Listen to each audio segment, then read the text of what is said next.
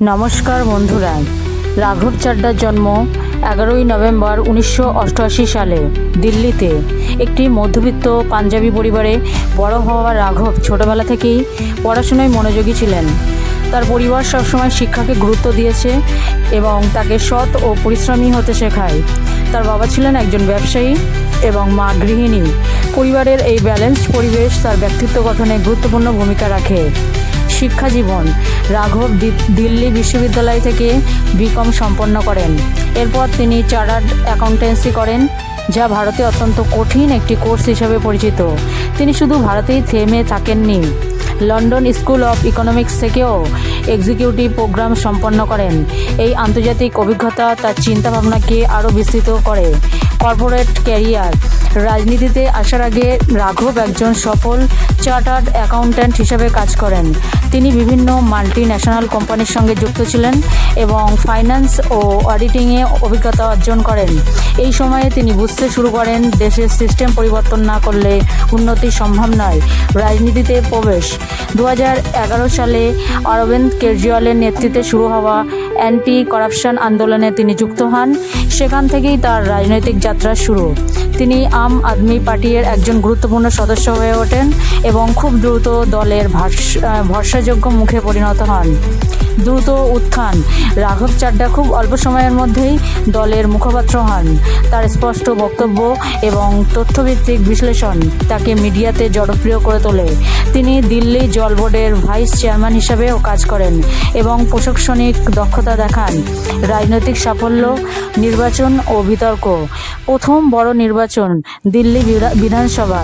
2020 সালের দিল্লি বিধানসভা নির্বাচনে রাঘব চাড্ডা প্রথমবারের মতো সরাসরি নির্বাচনে অংশ নেন। তিনি রাজিন্দর নগর আসন থেকে আম আদমি পার্টির প্রার্থী হিসেবে দাঁড়ান। এই নির্বাচন তার ক্যারিয়ারের জন্য টার্নিং পয়েন্ট ছিল। তিনি বড় ব্যবধানে জয়ী হন এবং প্রমাণ করেন তিনি শুধু টেলিভিশন ডিবেটে ভালো নন, মাঠের রাজনীতিতেও সমান শক্তিশালী। প্রশাসনিক দায়িত্ব ও কাজ: বিজয়ের পর তিনি দিল্লির জল বোর্ডের ভাইস চেয়ারম্যান হিসেবে দায়িত্ব পালন করেন। এখানে তার প্রধান কাজ ছিল জল সরবরাহ ব্যবস্থার উন্নয়ন এবং দূষণ নিয়ন্ত্রণ। তিনি অনেক নতুন প্রকল্প চালু করেন, বিশেষ করে পানীয় জলের গুণগত মান উন্নত করার জন্য। এই কাজগুলো তাকে একজন দক্ষ প্রশাসক হিসেবে প্রতিষ্ঠা করে। জাতীয় রাজনীতিতে উত্থান: রাঘব চাড্ডা খুব দ্রুত জাতীয় রাজনীতিতে পরিচিতি মুখ হয়ে ওঠেন। তিনি দলের অন্যতম মুখপাত্র হিসাবে বিভিন্ন টিভি ডিবেট ও সাংবাদিক সম্মেলনে অংশ নেন।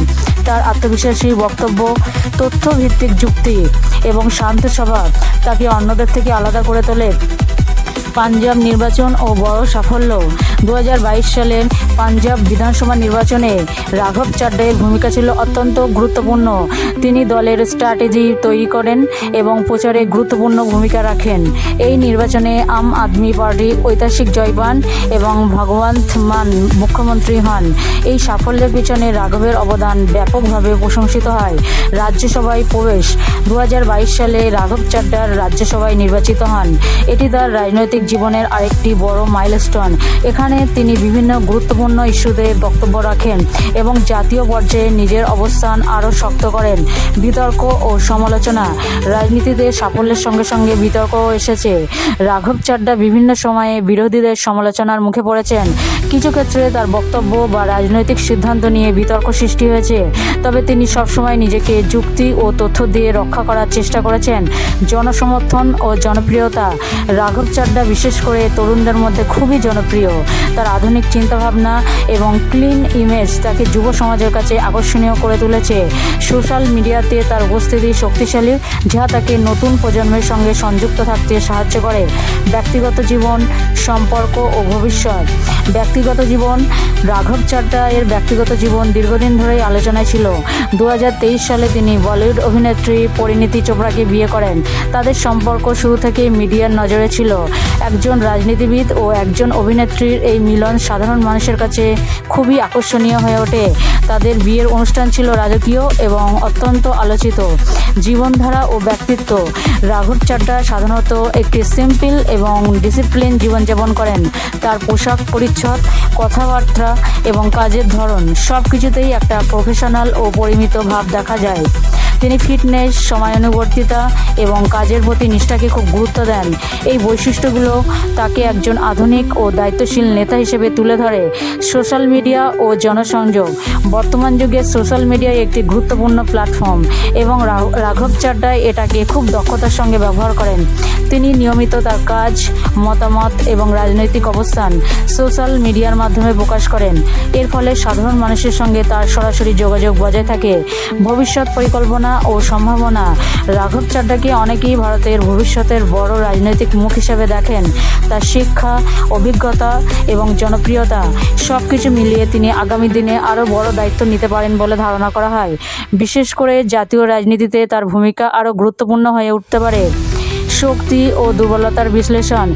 শক্তি হচ্ছে পরিষ্কার ভাবমূর্তি, শক্তিশালী কমিউনিকেশন স্কিল, উচ্চশিক্ষিত ও আন্তর্জাতিক অভিজ্ঞতা। আর তার দুর্বলতার মধ্যে আছে রাজনৈতিক অভিজ্ঞতা তুলনামূলকভাবে কম, বড় স্তরের রাজনীতিতে চ্যালেঞ্জ, বিরোধীদের সমালোচনার মুখে পড়া। এই ব্যালেন্সটাই তার ভবিষ্যৎ নির্ধারণ করবে। রাঘব চাড্ডার যাত্রা সত্যিই অনুপ্রেরণাদায়ক। একজন সাধারণ ছাত্র থেকে দেশের অন্যতম পরিচিত রাজনৈতিক মুখ হয়ে ওঠা সহজ কথা নয়। তার গল্প শুধু রাজনীতির নয়, বরং পরিশ্রম, শিক্ষা এবং দৃষ্টিভঙ্গির গল্প। ভবিষ্যতে তিনি কতদূর যাবেন সেটাই এখন দেখার বিষয়। ধন্যবাদ।